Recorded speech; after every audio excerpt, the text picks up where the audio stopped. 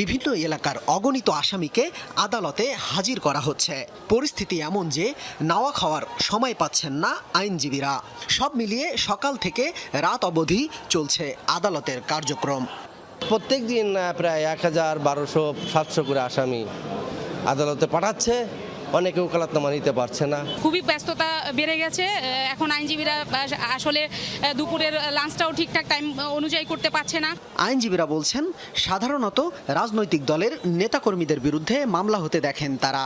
তবে এবার আসামিদের বড় একটা অংশই শিক্ষার্থী ও খেটে খাওয়া শ্রমজীবী মানুষ। একটা মামলা রিসিভ করছে, সে বলতেছে আমি দোকানদার, আমি দেখতে গেছি, আমি কিছুই জানি না। আমরা নিরীহ মানুষ, বেশিরভাগই মামলা খাচ্ছে, পথচারীরা মামলা খাচ্ছে, আনএক্সপেক্টেড। এই সমস্যার সমাধান হওয়া উচিত। এখন যেটা হচ্ছে সেটা আমাদের কাম্য না।